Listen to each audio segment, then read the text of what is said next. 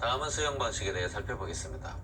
계획적이거나 체계적 또는 집단적인 조성과 공급이 필요할 때 수용 또는 사용 방식을 적용하며, 공공시행자는 동의 요건이 없고 민간만 토지면적 3분의 2 이상 소유와 소유자 총수 2분의 1 이상 동의 요건이 있으며 처분 가능합니다. 환지에서 수용 방식으로 전환 불가하며 수용 방식에서 환지 방식으로는 가능합니다. 수용 방식의 사업 절차는 공사 착수, 공사 종료, 공사 완료 공고 공람, 준공검사, 공사 완료 공고의 순서로 사업을 시행합니다. 공사 완료 공고일 다음날 도시개발구역은 해제된 것으로 보며, 수용 방식의 장점은 집단 조성이 가능하고 계획적이고 체계적으로 신속하게 다툼 없이 사업을 할 수 있는 게 장점이며, 단점으로는 보상 부담이 크다라는 게 단점입니다. 토지 상환 채권은 토끼가질로 암기하시고, 수용 방식일 경우에 토지로 상환하는 경우입니다. 지정권자 승인이 필요하며 토지 소유자가 원하면 대금의 일부를 지급할 수 있고, 시행자가 발행하며 민간 시행자는 금융기관의 지급 보증을 받은 후 발행할 수 있다는 게 특징입니다. 발행 규모는 사업비의 2분의 1 내, 즉 남발 방지를 위해서이며, 기명증권으로가 가능하고 양도 가능하며 질권 사용이 가능하고 선수금 요건이 있는데 공사 진척률의 10% 이상일 것. 이율은 발행자가, 즉 이발로 암기하시고 상환 들어가면 기명, 안 들어가면 무기명으로 연결하십시오. 원형지는 3분의 1 이내에서 공급 가능하며 원형지 개발자는 10년간 매각할 수 없습니다. 다만 국가나 지자체는 전매 가능하다라는 것, 이 부분 주의하셔야 합니다.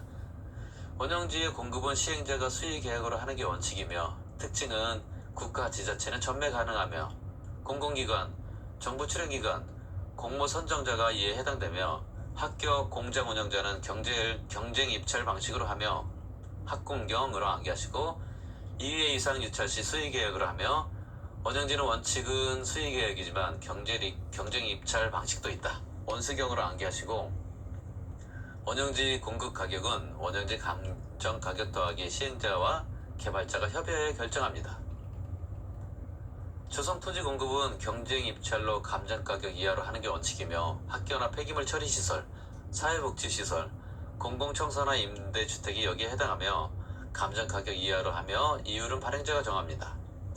예외로 추천 방식의 종류로는 단주 공공추로 암기하시고, 국민주택 규모의 주택건설용지, 330제곱미터 이하 단독주택용지, 공장용지, 공공택지가 해당되며, 조성토지는 원칙이 경쟁 입찰이지만 예외로 추천 방식도 있다. 적용추로 암기하십시오. 수의계약 방법은 학교 등 좋은 것들에 해당한다 라고 생각하시면 되며, 일반에게 분양할 수 없는 공공용지, 토지 상환 채권에 의해 토지를 상환하는 경우 경쟁 입찰 결과 2회 이상 유찰 시에 수의계약 방법으로 한다라는 거 같이 알아두십시오. 수용 요건은 공공만 없고 민간만 면적 3분의 2에 해당 토지 소유와 총수 2분의 1 이상 동의가 필요하며, 조건부 승인은 잇따로 연결하시고, 세부 목록 고시한 때 사업 인정 및 고시가 있는 것으로 본다. 재결 신청은 개발계획에서 정한 도시개발 사업 시행기간 종료일까지 해야 합니다. 다음은 환지 방식입니다. 사업 절차는 환지계획은 시행자가 반드시 작성하며, 인가 신청은 비행정적인 시행자만 특도 시군구에게 인가 신청하는데, 이는 현장 사정을 잘 알기 때문이죠. 사업 시행, 공사 종료, 공사 완료 공고 공람, 환지 처분 공고, 준공검사, 공사 완료 공고, 청산, 환지 등의 절차를 거칩니다. 환지 처분 공고는 시행자가 하며 환지로 받기로 한 소유권의 기속 처분을 말하며, 사후 절차로 청산, 즉 증환지, 감환지가 있으며 환지 등기는 14일 이내에 해야 합니다. 환지 처분 공고일 다음날 도시개발구역은 해제된 것으로 보며, 환지의 소유권은 환지 처분 공고일 다음날 취득한다. 공람이나 공청회를 통해 주민 의견 청취를 할 수 있습니다. 환지 방식은 수용 방식과 반대의 개념으로 장점은 보상 부담이 적고 재산권 보호를 할 수 있는 반면에 사업기간이 지연되거나 다툼이 많은 게 단점입니다. 환지 계획의 내용은 환지 설계, 환지 명세, 입체환지 명세, 청산 대상 토지 명세, 채비지 또는 보류지 명세. 여기서 채비지는 사업 비용에 충당하기 위하여 환지하지 않고 남겨둔 토지를 말하며, 보류지는 공공용지로 사용하기 위하여 환지하지 않고 남겨진 토지를 말합니다. 환지 부지정은 환지로 정하지 아니하는 것을 말하며, 임차권자 동의 받아야 하며 환지 처분 공고된 날이 끝나는 때 소멸하는데 환지 부지정은 토지 소유자의 신청 또는 동의가 있어야 하며 직권으로 환지 부지정할 수 있는 경우는 지나치게 과소 토지인 경우 해당하며 환지계획 작성 기준은 국토교통부령으로 정합니다. 위치, 지목, 면적, 토질, 수리, 이용상황, 환경, 즉 미지면 토수리환으로 암기하십시오. 환지 제외한 토지 사용수익 정지는 30일 이상 토지 소유자 또는 임차권자에게 통지해야 하며 환지 예정지의 지정 효과는 종전 토지는 사용 수익할 수 없고 처분만 가능하며 단 채비지는 사용 수익 처분 모두 가능합니다. 입체환지는 건축물의 일부와 건축물이 있는 부속토지 공유 지분을 부여하는 것으로서 입체환지 신청 기간은 30일 이상 60일 이하이며 20일 범위 내에서 연장 가능하고 시행자가 입체환지를 정할 때 토지 소유자의 동의를 요합니다. 소유권 취득은 환지 처분 공고일 다음날 종전 토지로 보는데 채비지는 시행자가 환지 처분 공고일 다음날 취득하며 보류지는 환지 계획에서 정한 자가 환지 처분 공고일 다음날 취득한다. 채시 보환으로 암기하십시오. 환지 예정지의 채비지를 매입한 자는 소유권 이전 등기를 마친 때 소유권을 취득합니다.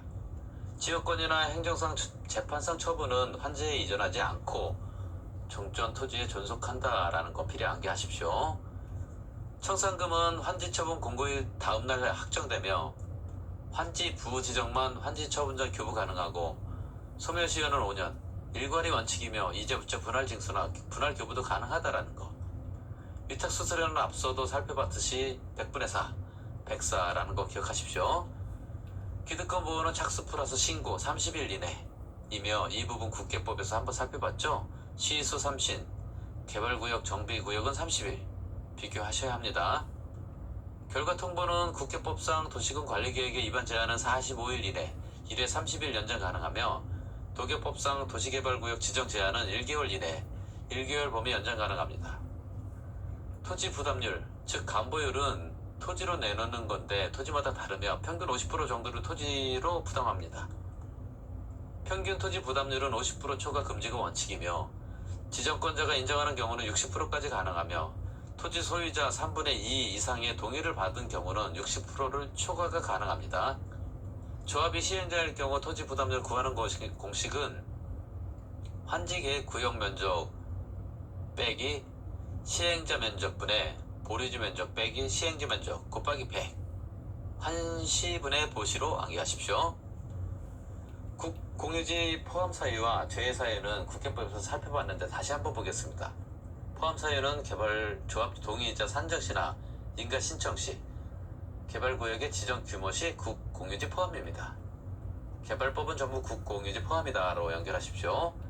제외 사유로는 도시군 계획사업, 민간사업 시행자 지정 요건 시, 도시군 관리계획 주민 위반 제한 사유 시에 해당됩니다. 기억하셔야 합니다. 일부 환지 방식이나 개발계획 변경 시 토지 소유자 동의 필요한데 여기엔 너비가 15m인 도로 변경 시, 사업 시행지구 분할이나 분할된 사업 시행지구 통합 시에 해당하며 개발계획 변경 요청 전 동의 철회 시에는 동의자 수에서 제외됩니다.